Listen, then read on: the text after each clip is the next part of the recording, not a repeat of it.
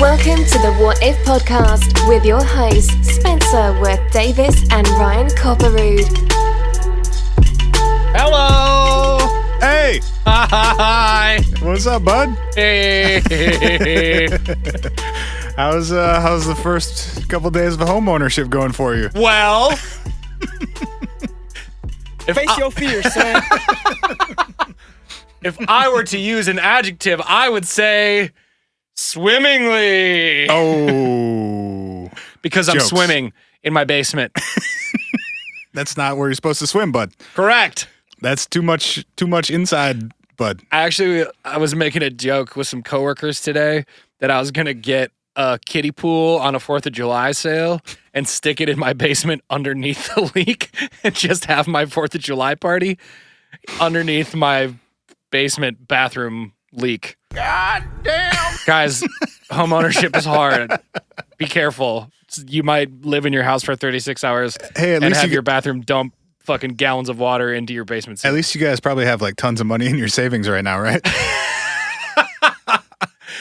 Right. Exactly. You didn't just like spend a bunch of money on something, right? Fucking plumber's coming and I'm just like, please, Jesus, you beautiful man, work some golden magic with your brain. Don't you dare tell me I need to Work some golden magic with your brain. I don't have to pay you if you use your brain to solve the problem, right? Only if you start touching stuff. creative solutions encouraged. Can you will the pipes back together in such a way? I was. Bro, my fiance like did not sleep last night for fear that we were gonna have some fucking $5,000 plumbing issue and like not be able to shower until we could come up with 5 Gs. Have some backyard hose showers for the rest of the summer. She literally threatened to hose me off if there was an issue. She's like, "Do you think Spencer would ever let you shower at his house?" I was like, "Yeah, but I don't want to." It's not ideal, but yes. He would, yeah. I wouldn't say that's a long-term solution to our problem, but So we do live here in terms of where we lay our head at night, but most of my toiletries are in the studio. you just gotta start going to the gym every morning, not to work out, but just to shower before you go to work. It literally, I was already going to join the gym in St. Paul across the river from me. Yeah. And I was like, you know what? Might as well do that a little sooner because at least I can shower my ass before I go to work. During college, over the summers, sometimes, your living arrangements get a little wonky because you're renting places like during the school year Big time.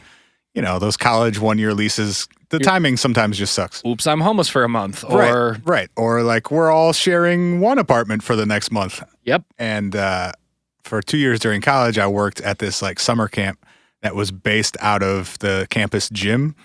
So like we would meet Okay, got it. all the kids at the rec center on campus in the morning And, like, then play go games and sports and shit. and then break off into groups and go do other stuff. Got it. So a lot of times we would all be like, we could just get to work like 10 minutes early and shower and brush our teeth there, right? Get out of the way, Dave! I'll play dodgeball in 10 minutes! Or like, you've been out late the night before, especially on Fridays. Oh, yeah. Everybody be rolling in and be like, ooh, smell like myself and alcohol right now. Smell like liquor and cigarettes and college boy. Yeah, might need to address these before I have to talk to a 6-year-old's parents in about 20 minutes. Why do you smell like grandpa? Dude, literal quote from a kid Yes. there to my now wife. You smell like my dad. When sweating out some alcohol from the night before. Some previous night booze. Also, sorry, kid. Your life sounds like it maybe sucks. Or maybe your dad's a really fun drunk. You never know. Maybe. Oh. Maybe. You want to play some voicemails? God damn. There it is. Yeah, fuck yeah, man. You guys keep calling. We're going to keep playing. 612-246-4614 if you want to leave us a voicemail.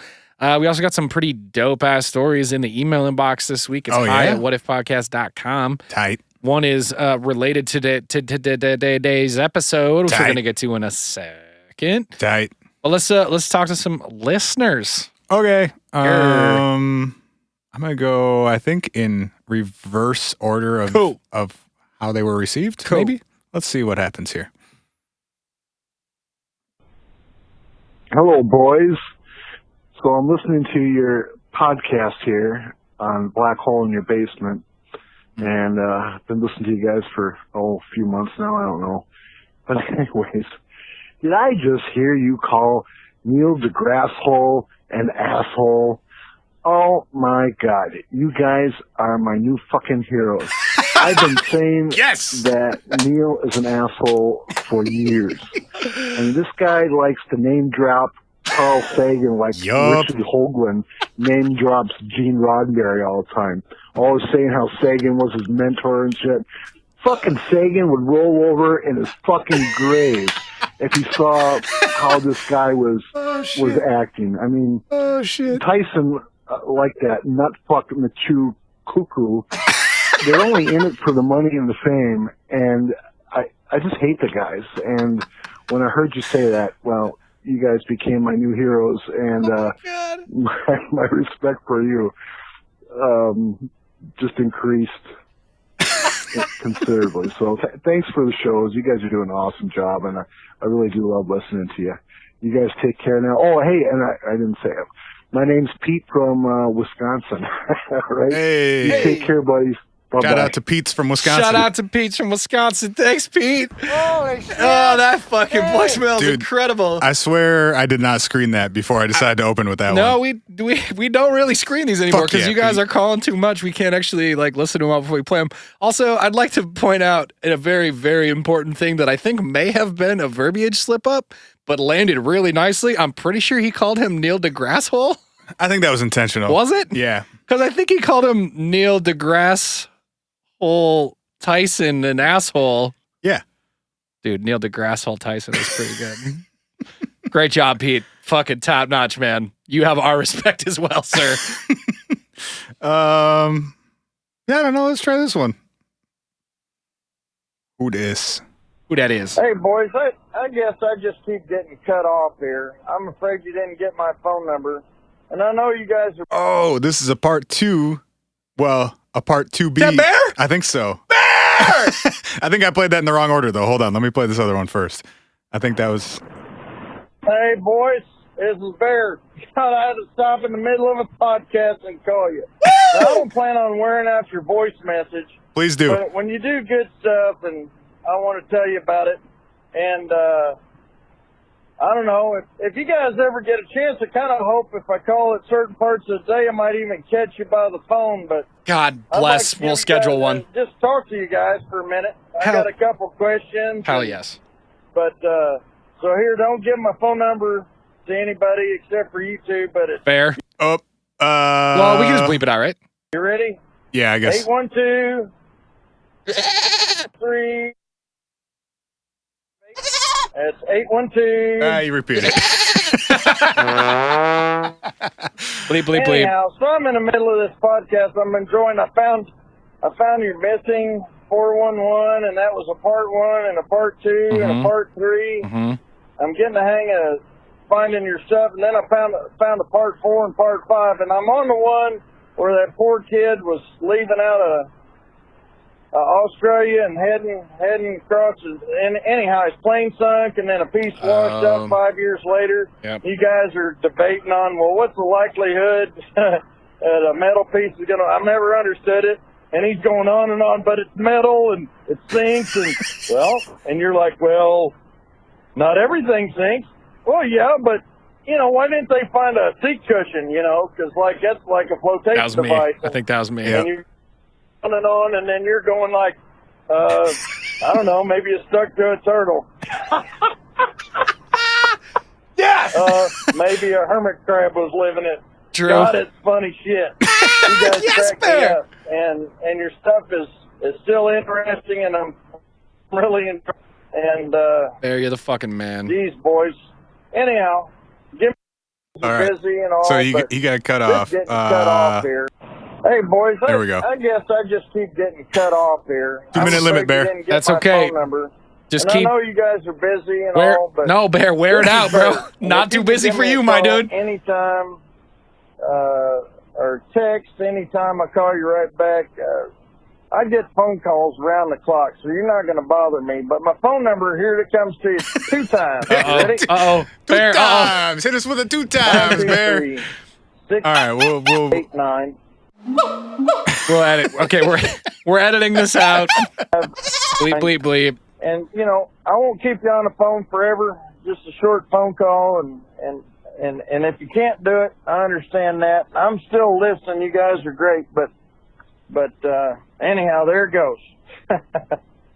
Boy, you guys, that stuff's good shit, guys. I mean, that's really good. So There, give you're the me a man. call. We will. Catch you later. Incredible. Hell yeah. Bear, you're the man. Did you hear him not hang up at the end and then say to somebody else, man, these guys are funny at the end? Oh, no, that's so good. Bear, you got to hang up the phone, Bear. No, Bear, just keep doing your thing. Dude. Shit, Bear, you're the fucking man, dude. We will. What a guy. Yeah, we will not give your phone number to anyone else. We will, however, call you. Maybe at the end of the episode, we'll call and we'll put the Bear call at the end of this episode. So if you listen to the very end, we'll give Bear a call at the end of the episode. What do you think? I think that this episode's supposed to be out like 10 minutes from now, so maybe we should save that for another time. All right, we'll put out a bonus episode. What if we call Bear? Is it trash? Our phone calls with Bear. You guys can judge. There's absolutely no possible way that could be trash because Bear is obviously the fucking man. So. Are they trash? Nope, Bear's amazing. Bear, keep calling, man. Wear out that voicemail. Should we do one more before we get into it? Let's try one more before we dive in. We got a couple more here, I think. Let's see. We got one on Sunday, it looks like. Let's see who this is. Hey, sup, guys? New listener, recently discovered your podcast. Ryan from Connecticut. My brother told me about you guys. He's Tight. the one who's been calling in about the ghost in our parents' basement. Hey, that's yeah. The backlist went up because I also experienced the same thing. Yes. It's weird. It's just Grandma Ghost. I know that it's her, but I can't identify it. But I saw it when I had an ex who was living there, and it just felt like hell with her being there. And then afterward, when she left, you know, just like she knew that the person I was with was the right one. But yeah, man, it's nuts. That's that. All right. That's all he had. So grandma didn't like your ex. Hey, man. She's looking out for you, really. You If know? mama and grandmama ain't happy, ain't nobody happy. So Facts. here or in another dimension, if they're not happy, ain't nobody happy. Also, you said I had an ex living there, and I just want to say I hope that she became your ex after she was living there and was not still your ex while living there. That does sound a little awkward if not. I also understand why your grandma was pissed because I would have been pissed as well if my ex-girlfriend was my ex-girlfriend and was still living under my roof. Yeah. I know we're not like a relationship advice podcast, but don't do that. Don't do that. Don't do that. If you're thinking about doing that, don't do that. Grandma was saying that from the grave. She was like, "Hey, don't do that. Hey, nope, don't do that." We out of here. All right, y'all. Keep calling. We'll keep playing them. We'll get through them. Ryan, you want to talk about people getting abducted by aliens? Well, That's what we're really here for, right? that is what we're really here for. We're here for any entertaining bullshit. We're also here for entertaining ghost stories and fucking random voicemails and anecdotes on being alive. Yeah. You still want to get abducted? Yeah. Oh, yeah. Do you really? Yeah. Like, for I'm sure, doing for sure? everything that you would Yep. possibly do to get abducted. Yep. Wow. You had that one fucking ready. It's always on here. Yep. Okay. I have not had any close encounters, and I'm pissed. Also this. Also this. Yeah. Absolutely. I mean, I would prefer like just A sighting. or like a little on Earth, on land communication. Like Sure. maybe don't like force me to go somewhere. That'd be ideal. But if it came down to it, yeah, I think I'd take it over not. So so just to clarify, you'd prefer to be an experiencer than a viewer, but you'd take viewer. Wait, But if you're going to be viewer? like somebody who sees something. Oh, right. We should break out the close encounters scale. But yeah. Yeah. I think my preferred would be to have direct communication with aliens, but not have to like go with them against my will. So you want to be able to have like a barroom conversation, but not be like forced to do anything. Yeah, you know, like a Men in Black situation where it turns out that the dude that, you know, you see at Walgreens every once in a while is an alien and he just wants to talk about it. Or like spaceship lands in your backyard and they're cool just like having a conversation on your turf, you know? Yep. That would be the best case scenario. But if it was abduction or nothing, yeah, I think I'd go for it. And is that like a concept that's scary to you, or is that a concept that's exciting to you, or both? Yeah, both. It usually seems like it's not very pleasant. Well, yes and no. There are some exceptions, yeah. I would say, I don't know. I feel like with the stories that I encountered, it's like half the people it feels traumatic, and half the people it seems like it was like kind of cool or like enlightening or spiritual in some sense. Yeah. Or almost in some of the cases, like they were just sort of ambivalent about it after the fact. Not ambivalent about the like it happening, but like the energy of the experience was neither particularly positive or negative. It was just sort of like a neutral interaction that occurred. Right. Which I found fascinating because I feel like no matter what, it would be traumatic because it would be an upending of your fucking life and understanding of the universe. But maybe that's separate from. Is that inherently experience. traumatic though? That could be. I think that would then depend on how you react to that more than anything, right? That's a good point because there are people I think who are comforted by the knowledge or belief of our not being alone. Yeah. And if that's the way that's proved to you, if somebody's like, "Hey, come here real quick, I gotta show you something." Yeah. Then maybe it's that like, is I think to some degree you could liken it to people's experience with hallucinogens.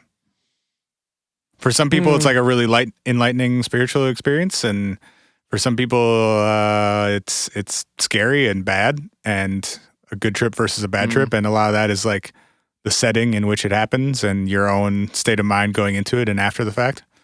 Right. Yeah, it's a manifestation of where you're at. Right. Psychologically more than it is like an actual reflection of. It's like all experiences, honestly. It has a lot more to do with like how you take it and what you do with it than the experience itself. That's a good point. You want to hear about one that's fucking weird and had a mostly positive outcome on the two people involved? Yeah, let's talk about happy alien. I don't know if it was happy. It was sort of neutral, but you know, I think it's a good example of what we were just talking about. It is what you make of it. Okay, let's do it. Pascagoula, Mississippi. Mississippi. Yeah. Mississippi. 1973, October of 1973. Okay. Two gentlemen, Charles Hickson and Calvin Parker, were fishing along the banks of the Pascagoula River. Pascagoula. These guys worked together, and after work one day, they decided to go do some fishing and drink some beers down by the river. As you do. Charles Hickson was 42, and Calvin Parker was 19. Okay. And Calvin had just started working at the, I think they worked at like a quarry or something. Mm-hmm. And they were hanging out after work fishing. And they heard what Charles described as like a mechanical hissing sound coming from above and behind them. So they're on the banks of the river, facing the river, obviously. From behind, they hear this mechanical hissing sound. Turn around to look at whatever is there. And they see an oval-shaped craft about 30 to 40 feet across and about 10 feet high with two pulsating blue lights on it. Whoa. And as they're turned around looking at it, they see a door, like a sliding door open on the side of this craft, and a bright beam of white light comes out. Which, what bright white or blue light is a very classic recurring descriptor of abductions and abductees' experiences. Yes. We'll get to some of those in a second. So as they're looking at this craft with this bright white light coming out of it, they see three creatures emerge from this craft. Whoa. And Charles described them as looking robotic, but being about 5 feet tall, covered with gray, wrinkled, like elephant-like skin. Ooh. And they had just like a thin slit for a mouth and eyes. And then their nose and ears were like cone shaped. So coming to a very thin point. Dobby is a free elf. But like not no God damn it. Not like nose or ear shaped, but like literally a cone. Okay. So not conical. No. A true cone. Literally a cone coming to a point. Cone heads. No. Cone faces. Yes. Okay. Got it. And their hands were claws. But not like it was the same texture as their skin. But instead of having fingers and hands, they had like lobster or two-pronged claws. This is one of the strangest, most odd descriptors of a extraterrestrial sighting I think I've ever heard. Yeah, I've not heard this specific. You have sort of like the prototypes of of the grays or like the tall blonde people or the insect people or whatever. This doesn't seem. I haven't heard this one anywhere else. Me neither. Yeah, so they have lobster claws, 5 feet tall, elephant skin, one like big stump leg. So they didn't have 2 separate legs. It was just like a big like tree trunk monopod leg. Pogo stick? Yes, but they floated. They didn't walk or hop. They just sort of like glided across the ground. Got it. So he sees these 3. I don't know why he said they were robotic, because like everything he describes about them sounds like organic. Mm. But he said he knew they were robots somehow. Mm. And so he sees them descend, gliding down from this ship. 2 of them grab him, and one of them grabs Calvin Parker. Okay. As soon as the third one grabs Calvin, he passes out. I mean, so the rest that's reasonable. I might. The rest of this story is told from Charles's point of view, but he said that the 3 creatures grabbed them and they ascended by floating back up to the spaceship with the 3 robot elephant alien creatures. What's the guy who passed out's name? Calvin. And the other guy is? Charles. So Charles is telling the story because Calvin. From that point on, yes, because Calvin saw the robot elephant aliens and just We out of here. checked out. I can imagine this going down at a bar. Like Charles is like 4 deep, and he's like, so anyway, Calvin passes out like a little fucking baby, and I'm out here like, hey, Calvin, wake up! I'm trying to not get abducted, bro. Can you help me for a second? Can you pull on my leg and put me back down, please? You're a piece of shit. Fucking holler at your boy, Calvin. Wake up! So the rest of this interaction is told from Chuck's point of view because Calvin is out of here. Calvin is lay tired. So they take them, the alien robot elephants take Charles and Calvin aboard their ship and perform a sort of cursory medical exam. And it didn't sound as scary as a lot of the medical examinations that you hear about in alien abduction stories. There was no probing. There was no extraction of any kind. There was no implementation or any what? I said implementation. I meant implantation. No. No tracking devices. No alien hybrid human program. None of that. Just a good once over, and then they plopped them back down on the riverbank. Right back into their fishing boat.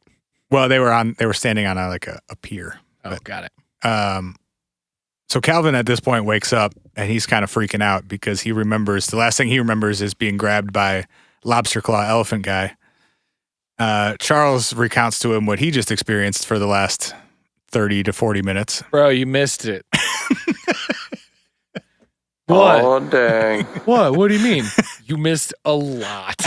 So it's they're not sure how long they've been inside of this spaceship for.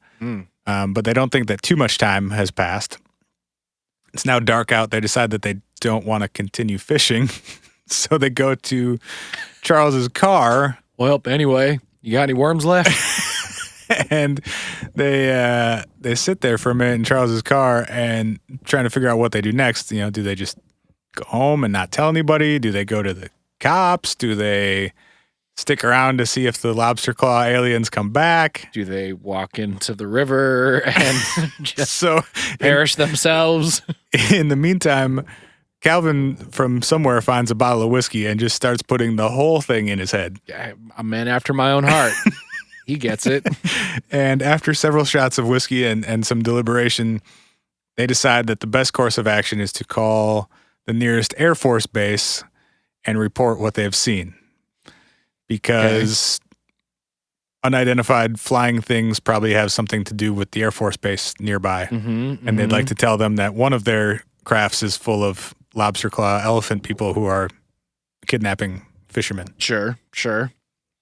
The Air Force base tells them to fuck right off, and they don't deal with that sort of thing.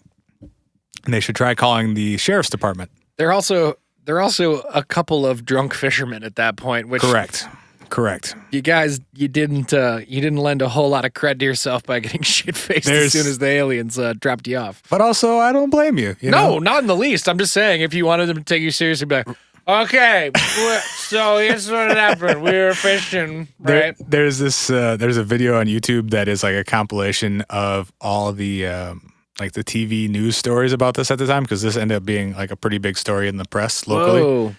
And I guess after they decided that they were going to call somebody about this, they didn't have a phone with them, obviously, because it's 1973. So they had to go find a phone to use somewhere. Sure. And there's an interview with these two women who I think worked at like a store nearby where Calvin and Charles went first to try and use the phone. And it's these two like middle-aged black women who were just like talking about how these very drunk dudes showed up at the door and kept like, we saw some aliens. And, let us in. And let us in.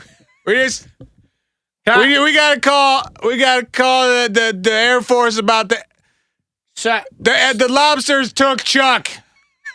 It took Chuck. Somebody call somebody. Chuck napped on the ship. And these women are just like, hell no, we didn't let them in. We locked the door and we told them to fuck off. Yeah. Which is definitely the reasonable thing to do with two drunken fishermen who are. And it's like this one main woman is telling the story and the other woman is standing next to her. Just like disapproving. And the only thing she says the whole time is like, they were very drunk. Anyway. Can we get the audio of her saying they were very drunk so that we can add that to the soundboard? Yes. Nice. I think they kind of talked over each other, but I'll see if it works.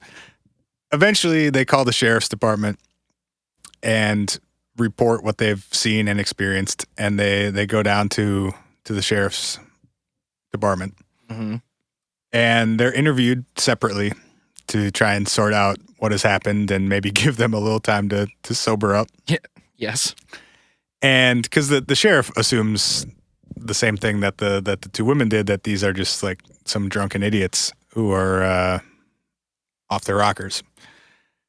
So they interview them both separately, and they both tell essentially the same story. And they're trying to figure out what to do next because it's not clear if anything illegal has happened to these guys or because of these guys. They don't really know what's going on, but it seems like these guys are genuinely freaked out about something and are insisting that something happened. Go arrest that alien. Right. Okay. So they put the two of them in a room to kind of buy themselves some time to figure out what, if anything, they need to do about this. And also, this room has a microphone and a tape recorder running in it. And so they wanted to give them some time together and be able to listen to their conversation to see, do they, once we put them together, do they start talking about this story that they fabricated and like, what do we do next? Do you think they bought it? Blah, blah, blah. Right. And instead, they hear the two of them recounting what had just happened and kind of losing their shit about it. Being freaked out. Yeah. You want to hear the audio? What? Fuck yeah, I do. Okay. So this is This is after they've both been interviewed separately, and they're now sitting together at the sheriff's office. So it's the first time they've... Give me the year again, 1970... 73. 73. So this is the first time that they've, since they decided to like be public about it, that they've talked to each other about what just happened. Yeah.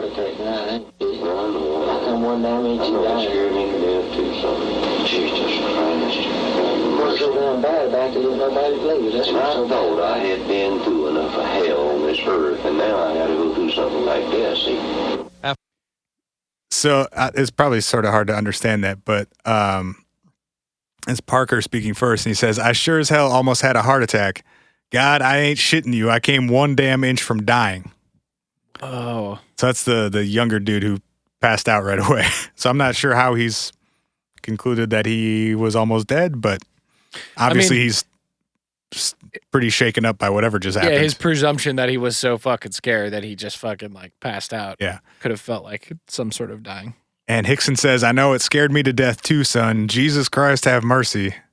Then he says, what's so damn bad about it is that nobody believes us. I thought I'd been through enough hell on this earth, and now I have to go through this.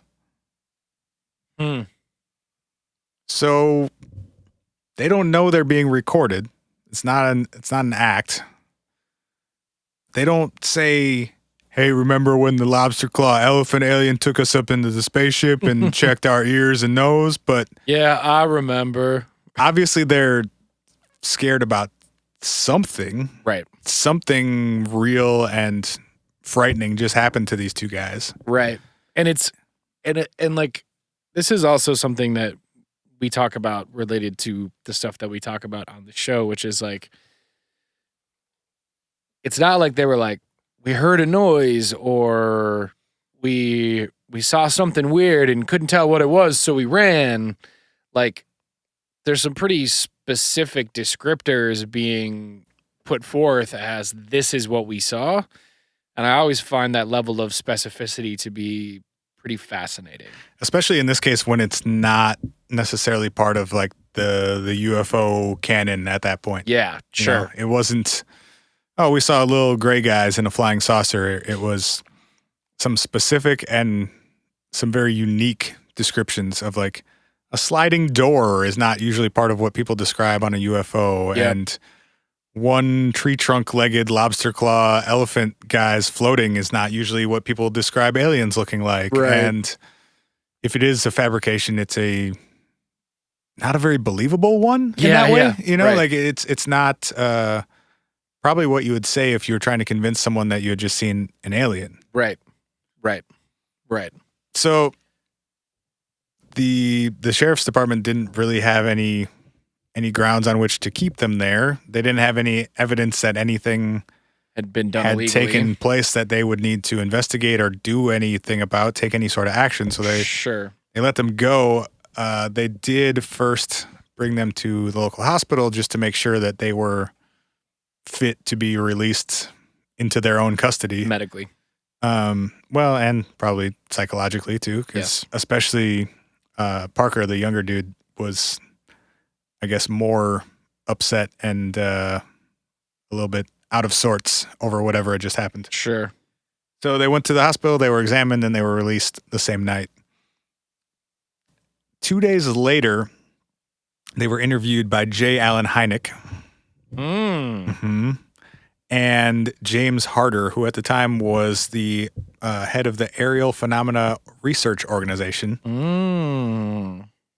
They did an interview with both of them and then did a hypnotic regression with both of them. Uh-oh. I know. Every time, bro. Every time. But in this case, at least, most of the information about their encounter had been recalled and retold before the hypnotic regression, as opposed to something weird happened. I learned about what that thing was once Right. I was hypnotized. Right. Yeah. They actually didn't gain much more information from hypnotizing them. I think in this case, it was more to try and verify whether they were fabricating this or not. Got it. Like put their stories up against each other and like Yeah, try and to poke holes a little bit maybe. Maybe it's harder to maintain a lie while hypnotized if that's what's happening. Yep. Both Hynek and Harder concluded that Hickson and Parker had experienced, quote, or had, quote, a real frightening experience. Whatever it was that they encountered, it was real and they were genuinely scared of it. It was a close encounter of the third kind. Is that when you go aboard a ship? I always get these messed up.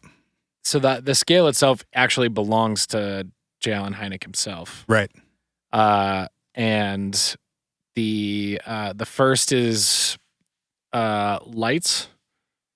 The second, nocturnal lights, excuse me. So night lights. So a close encounter of the first kind is seeing lights in the sky at night that you can't identify? No, there are actually 3 levels before a close encounter of the first kind.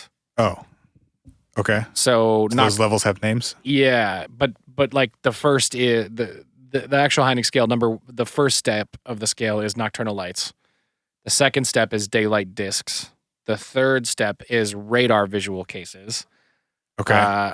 The fourth step is a close encounter of the first kind, which is when a UFO is within 200 yards but has no interaction with the viewer or the environment.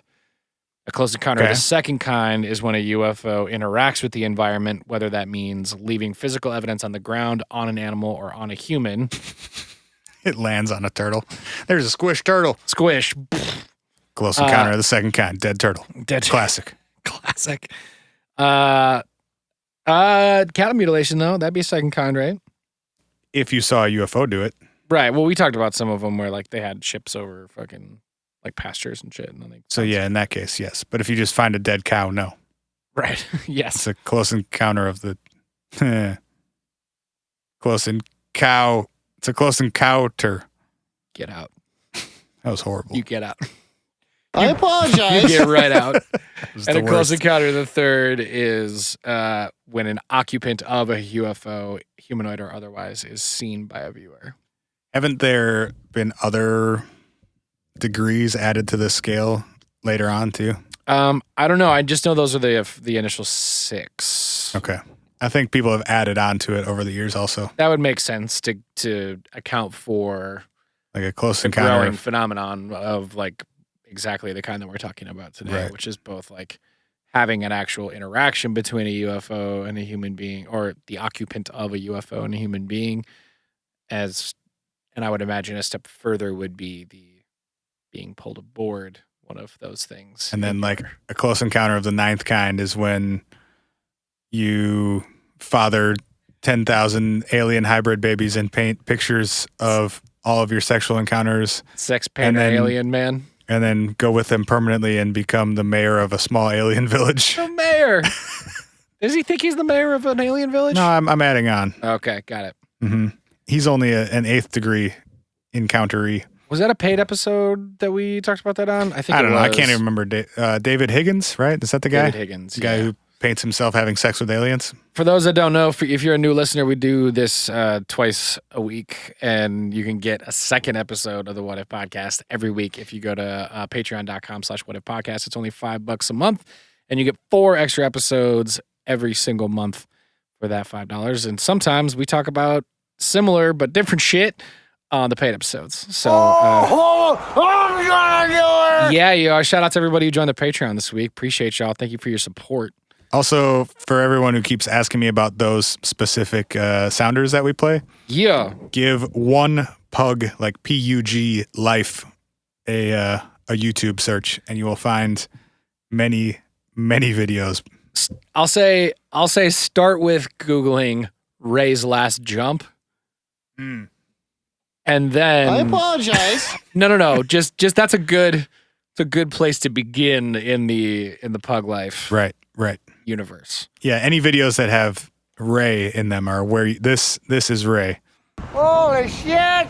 Hey! And we love Ray. That's where you want to start. Yes. So that's basically the story. Yeah. And they went on to tell this story many more times in many more locations. Sure. Hickson did a pretty full press run after this incident. Parker was much more hesitant to talk about it, and it seemed like he was more personally affected by the interaction. but then later in life started talking about more. And Hickson, up until he died in 2011, maintained that is what happened to him. Interesting. And I believe Calvin Parker is still alive and still maintains that is what happened to them. Fascinating. I think that story is a really interesting and good one to start with because it actually points to a lot of like similarities in the documentation of alien abduction cases, as well as a few things that are like pretty different than other alien abduction cases. I feel like, does it make sense to go through kind of like here's generally what is observed? The tropes. The tropes of alien abduction? Sure. I think one of the things that I was fascinated about, and I didn't actually know this, but there's never been like one good holistic study done on alien abduction. But I found a stat that said in the last like 50-ish years, there have been somewhere in the realm of like 200,000 reported cases of alien abduction, which are, I mean, it's obviously like, it's people coming forward and saying it. So there could potentially even be more people who this has happened to that don't feel like talking about it. Yeah. I wonder how those are being reported too, though. Cause like a lot of the places that gather those reports, like MUFON and such, don't have a great way of, I mean, none of them are verified, and they don't have a great way of like even cataloging and indexing them. Sure. And like not that this probably happens often, but like I could go file a 100% false alien abduction report with MUFON right now. Yes. And it would be on their website in their index of alien abduction reports. Yes. Without any sort of verification whatsoever. Well, I mean, I just wonder. Define verification, though. I mean, well, exactly. We wouldn't be able to really verify any of this. That is my point. Which kind of, to me, makes those numbers not super meaningful. Other than it's like, I guess it speaks to the cultural phenomenon and like awareness, cultural awareness of this alleged phenomenon. Sure. I also think too, though, and this is something we've talked about as well, but like in many situations, I think like pointing to this Chuck Charles gentleman who was like somewhat traumatized by this experience, but proceeded to continued to like speak about it in public, or maybe not super. Charles Hickson seemed not very traumatized and went on to write a book about it and make a movie about it and tried to get a TV deal about it. Okay. So he was pretty into it. And Calvin Parker. That's right. Calvin was the one who went night-night. Yeah. But like, which is weird considering like he probably experienced less of whatever they experienced, because he says he passed out, but seemed to be much more negatively affected by it and had a harder time dealing with whatever it was that he experienced. Yeah. I guess I just think when I hear those types of stories, which seems like, I don't know, a decent amount of people, it's interesting to me because I can't account for all of those self-reported cases with people who just like want to make up a story. You know? It's certainly not all of them. Obviously, if I thought it was all of them, then it wouldn't be worth talking about. Right. I'm always skeptical of trying to like quantify the number of reports or instances, because there's no way to verify that any of these have happened, or we wouldn't be having this conversation. You know what I mean? That's true.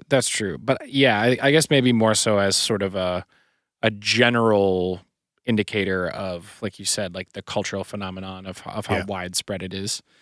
But yeah, so let's get into just a handful of these sort of generally shared characteristics. So one of the interesting things about the Calvin and Charles story is that it was two people at the same time, which actually generally with abduction cases, it's an individual in an isolated incident wherever they are.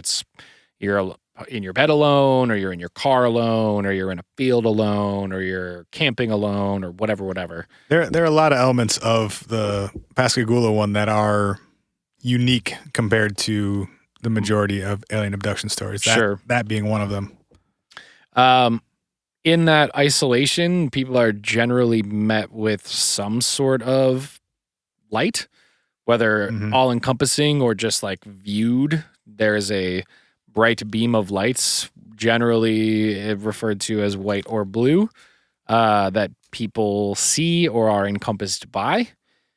There is often an element of transportation, like movement, being either like actually physically guided. Like I've seen a couple of the ones I came across were people who like felt like they were actually being like, hey, come with me, kind of guided by an actual like extraterrestrial entity of some kind.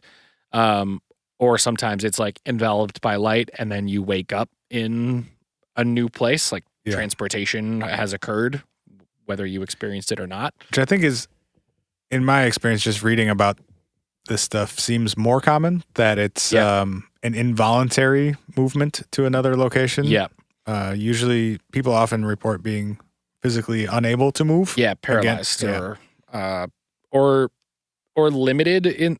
I've seen like straight up paralyzed, like that, limited in movement, like feeling like you don't have like full autonomy over your limbs, or one that we've talked about before that came up a lot as well, as like the whole like I was just doing a thing, but I didn't know why I was doing it, but it just like seemed right at the time. I was just going in that direction, or woke up and knew that I needed to go outside and look up. Yeah, exactly. But but like there wasn't any. Yeah. Which some of these elements, especially the not being able to move, being in your bed alone at night. Yes. I think are what lend people to often say, well, it's sleep paralysis. Right. These things, obviously being asleep when it starts, yes, being unable to move, having a sensed presence of some kind are all elements of sleep paralysis. Right. And while that probably accounts for some of these, there are lots of stories like the Pascagoula one where these guys were both wide awake and outdoors and together and doing an activity actively. Right. Where that sleep paralysis or other similar experiences wouldn't explain any of what happened to them. For sure. For sure. Not to mention the fact that it was a shared phenomenon. Right. Right. Another common one, this obviously was present in the Chuck and Calvin story, is medical exploration or experimentation or implantation or stuff extraction. Like that. Sometimes extraction, yes. And for many people, it's related to reproduction, which is why there's a lot of talk in the research around like this whole hybridization thing. And some people theorize the alien abduction phenomenon is that the aliens are trying to learn about how we reproduce so that they can reproduce with us, or create some sort of super race or figure out our structure. Basically the X-Files theory, if you ever watch X-Files. I think part of it too, especially with the gray aliens, which are probably the most commonly reported type of alien. Yep. Little short gray guys. Yep. Big heads and such. One of the theories there is that they are some sort of non-biological entity, or they are some sort of entity that is unable to reproduce. And so the only way that they can reproduce is by extracting reproductive elements from human beings. Seems like that wouldn't really sustain your population out in another galaxy, but yeah, well, I don't know. So many of these things are interesting on like a psychological level too, of like, these are common fears that people have. Which part? Being alone at night. Sure. Lots of people have fears about all sorts of medical things. Yep. Lots of people have fears and anxieties around all sorts of reproductive things. Sure. Like, much of this really plays on sort of like innate human fears and anxieties. Sure. That are just like part of the human experience for a lot of people. Yep. That I wonder, like, I don't know, if there is a real phenomenon happening, it would be really hard to separate what is psychological from what is not. Sure. And what we are putting onto that experience Yeah. versus what is being imprinted on us. Yep. Because it does seem odd that if there were a totally different race or a totally different species that evolves on a different planet under totally different circumstances, that they would be so similar to us and and be interested in, like, why isn't an alien just like a little floating speck that doesn't interact with us at all? Maybe it is. Well, right. Why do they You're have 2 saying- legs and 2 arms and need sperm? You're saying they're Like, that just doesn't.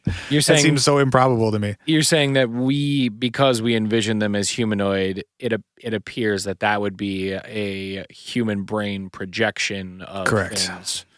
Sure, I can see that. And like, they fly around in metal crafts.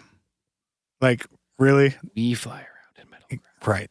You evolved on a different planet, and somehow you came to the same kind of stupid conclusion that we did about how to get around.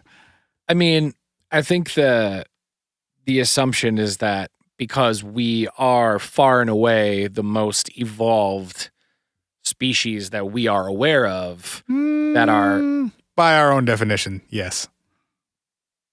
what do you mean? Well, we're defining the criteria for most evolved, so obviously we're going to put ourselves at the top. We are, as far as we know, we are the most intelligent being on this planet. Right, but also by purely our own evaluation. The dolphins probably don't think we're the most evolved beings on this planet. We can't even go in the ocean, and that's 80% of the planet. Yes. But we also know that, like, dolphins can't build airplanes. We call that intelligence, which is like That's what I'm saying. math We're and science defining and, it. like, Yeah. Yes. We're also really bad at a lot of things. We are, absolutely. We are. And we overlook those when evaluating our intelligence in this life, yes. Yeah, we also kill each other constantly and ruin things and do lots of like incredibly stupid things on a daily basis. Right. If you put enough of us together, we're really fucking dumb. How many human beings does it take to kill a planet? We're going to find out in like 5 years. Right. Octopuses have been here for a lot longer than us and have had a much more successful lifespan. And are just generally kind of cooler. Yeah. The final thing on the list is being returned after missing time, which is often either a return to the place you remember starting from, or sometimes is being returned to a place you have no idea how you got to, right? But is a place that you just sort of snap to after your exploration and or experimentation, which was sort of present in the Pascagoula story in that they were taken. Yep. Neither of them was sure how long that they were in this ship for. Right. But they were aware of some passage of time. It was not an instant, I was here and then I was there, or I was here and then I was back. They were aware of some amount of time in between. And they were returned to the same location where they had started from. And could estimate, they said they felt like 30 or 40 minutes. Mm-hmm. And there was no one else there to verify that. Right. But that seems to fit with like the general schedule, the order of events that happened that night. Based on the time that you were drunkenly banging on these ladies' store. Right. And the time that you left work. Yes. 30 or 40 minutes seems reasonable. We can put that together. But yeah, I think one of the things that I found fascinating about this whole phenomenon, and I feel you on the whole, like, these seem to be a lot of manifestations of kind of human fear or like human experience. But the fact that there are so many people with these stories that do really echo those specific sentiments, is really fascinating to me, and fascinating in a way where I go like, well, I think actually now's probably a good time. So I did some reading about Jonathan Edward Mack, MD. Yeah. Who we've talked about John Mack on the show before, I think in passing. Well, we talked about him on the aerial phenomenon episode that we did, because he was the the Zimbabwe aerial Forgot about school UFO incident, he was the primary investigator and interviewer of those students. Yes. After that event took place. So we've talked about him in that context at least. That's right. Probably other times in passing. That's right. And he also, through that and through many other things has been seen over time as like a leading scholarly examiner of people having UFO and alien and abduction experiences. At the time that he was investigating the aerial UFO incident, he was employed by Harvard University. Yeah, he worked at Harvard. He was pretty legit in a scientific sense. For sure. He also won a Pulitzer Prize and like I said, MD, like was a real doctor, etc. Like smart dude, accomplished dude. And in the 90s, Mack spent about 10 years studying roughly 200 men and women who had reported encounters with aliens, many who had stories of being having like recurring abductions throughout the course of their life. And he has some really interesting quotes about it. There was a Nova program called Kidnapped by UFOs that PBS did, where they interviewed John Mack, and he's got some really fascinating quotes on the subject, and I guess it goes back to the sort of the broad scope of A, how many people this has happened to, B, his ability to like concentrate on a small group of those people and then get more information out of them about these sort of recurring themes. And so yeah, he got asked by the Nova, the PBS people about basically like whether or not it's real. Like basically he says that when he started doing his research, he was a skeptic, and that over the course of his actual scholarly investment of time and energy into the topic converted to, well, not a believer, but a believer of a sort. I just want to read this quote really quick. He says, "The idea that we could be reached by some other kind of being, creature, intelligence that could actually enter our world and have physical effects as well as emotional effects was simply not part of the worldview that I had been raised in. So that I came I came very reluctantly to the conclusion that this was a true mystery. In other words, that I did everything I could to rule out other sources like sexual abuse. Some of these people are abused, but they're able to tell and distinguish clearly the abduction trauma from other forms of abuse. Some forms of psychoses or people of making up stories, I could reject that on the basis that there was no gain in this for them or for the vast majority of these people. I've now worked with over 100 experiencers intensively, which involves an initial 2-hour or so screening interview before I do anything else. And in case after case after case after case, I've been impressed with the consistency of the story, the sincerity with which people tell their stories, the power of feelings connected with this, the self-doubt, and all of the appropriate responses that these people have to their experiences." And I just thought that was interesting because, you know, in the face of some of the stuff that we talk about, like, are we projecting our human experience onto a dream or a daydream or a psychosis or some other traumatic event, event from our history, etc.? It seems like most people who have these experiences, it's something separate from what we understand like a normal set of experiences throughout the course of a day to be, you know. Mm-hmm. I know when I'm daydreaming sitting at my desk in high school.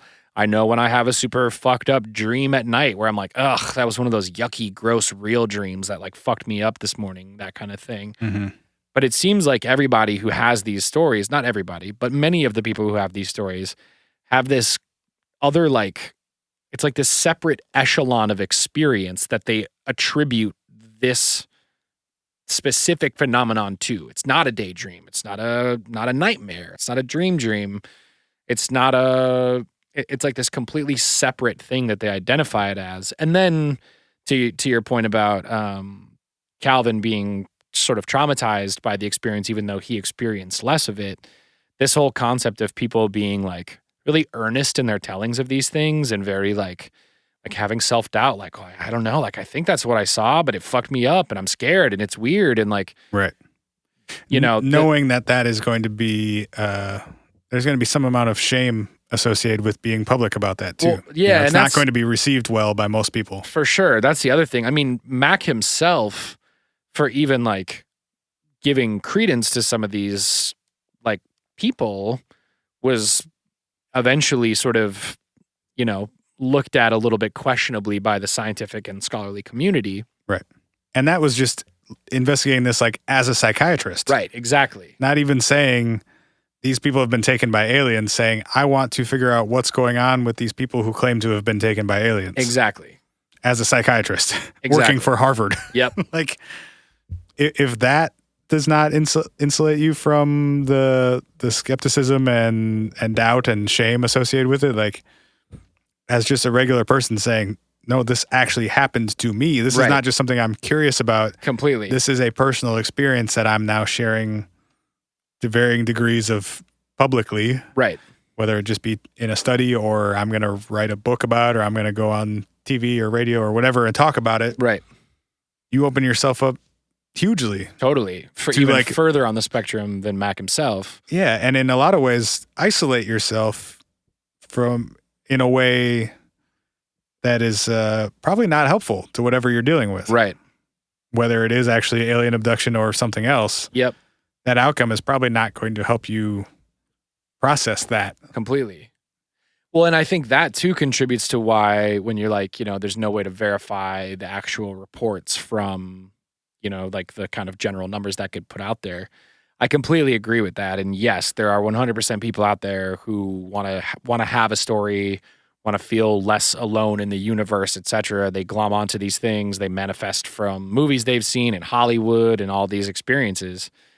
I 100% believe there's an element of that, but there's also this isolation and skepticism and ridicule element of having a story where you'd say that you got taken into a spaceship and something put in your butt and then you woke up in your field like an hour and a half later. Yeah. Like, to be able to tell that story, I'm obviously it's not a real story, but like there are elements of all of those things that in these stories that people have.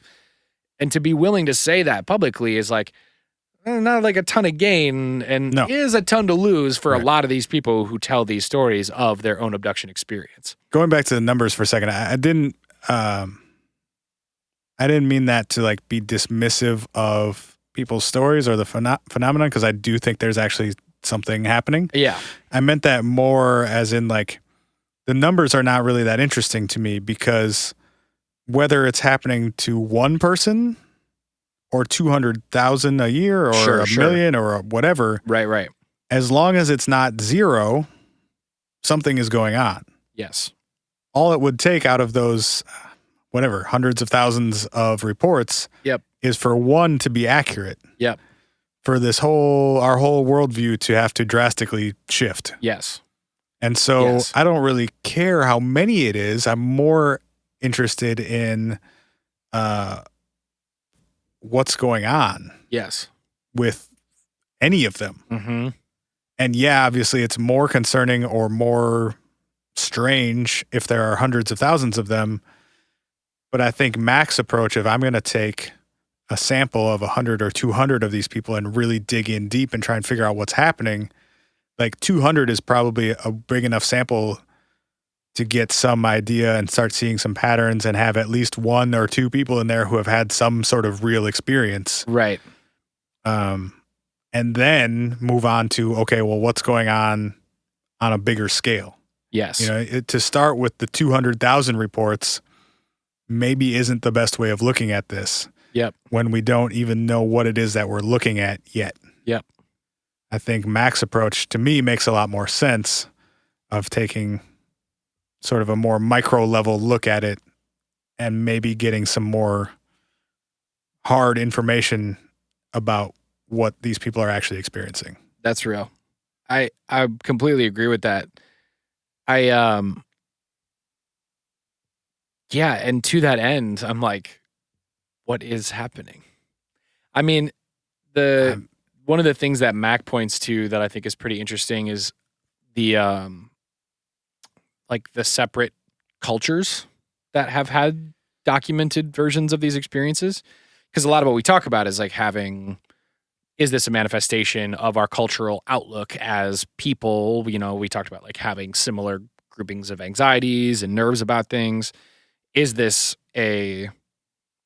just a sort of wrapped up manifestation of that into our psyches? But there's also a pretty good number of these cases that are like, not these cases in these exact ways, but very similar stories in like Native American Hopi tradition and in like South African tradition. And like there are some people who point to specific stories in like the Bible and like the Old Testament and some religious books as some sort of like teleportation or visiting or these types of things. These tropes have been around for kind of a long time in our culture.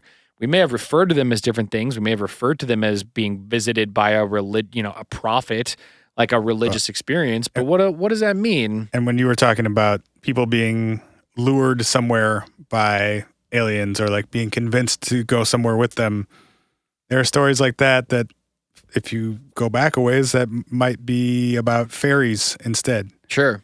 Or might be about not somebody coming from outer space, but coming from inside the earth or coming from the forest or these other unknown parts of the world. Or, you know, you look at stories about people seeing things out at sea. Mm-hmm. And I guess that's more what I was getting at is like, yeah, these types of stories have existed for thousands of years. Yeah. But also they do seem to go through this sort of cultural filter. Yep. Where we didn't really have stories of people from outer space coming in spaceships, at least not frequently until like the 40s. When that was something that we as a global culture accepted. We're starting to accept and trying to do ourselves. Right. And doing ourselves. And so those types of stories about a creature coming from an unknown place and interacting with us, often in a religious but also kind of sexual way, like those stories exist for thousands of years. For sure. But the framing is a little different. Right. Based on what we as a culture are familiar with. Yeah. And I think it's interesting, you know, you point to like, yeah, now these types of, it's not like this just happens in the United States or in North America or whatever. Right. But also, since the 40s, we have sort of developed a global culture in a way that we hadn't prior to then. Right. And with TV and radio and media and now the internet connecting us more, is it just easier to sort of all be on the same page about certain things? Right. And are we communicating and sharing information in a way that we didn't previously, to where those experiences may have been documented differently by different cultures because we were just more isolated? For sure. I don't know. I mean, I think that works both in support of and against some of these stories where like, yeah, they've existed forever and something is probably going on. Right. But also it does seem to be somewhat determined by us. Yeah. And is that just how we view some actual event that has been happening forever? Or are we in some way manufacturing that? Is it a reflection of us? Yeah. You know, this is going to say a lot about me and maybe be like, whatever. I was about to caveat that too much. I feel like you could lift the exact like last 3 minutes of what you just said, and it would also really apply to like my personal beliefs on the concept of God. Yeah.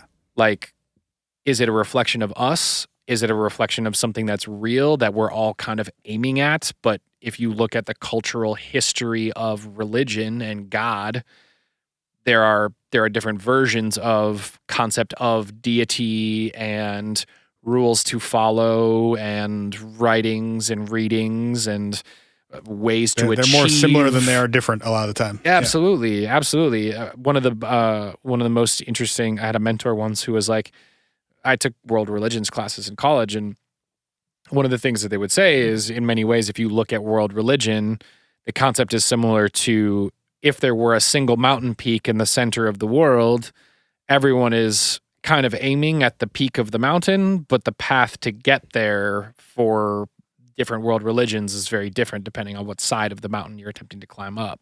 Right.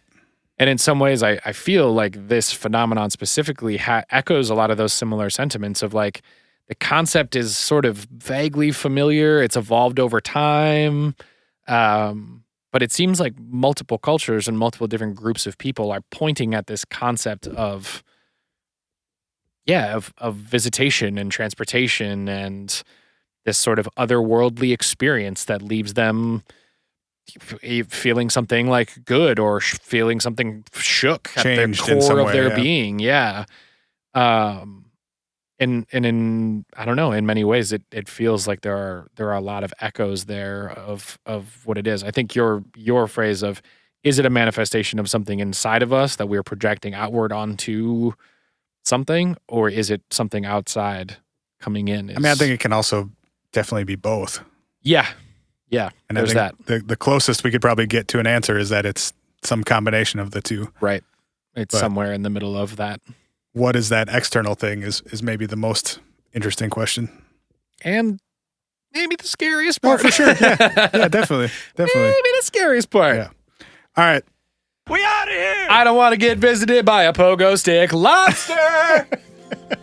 No thanks. We got to go because this episode's late and we're running long. We love you. We could do this for another like 3 hours, so we should probably just stop. You know what? You know when we will do it for another 3 hours? Another day. Another day. We'll see you next week. It's the What If Podcast. Love y'all.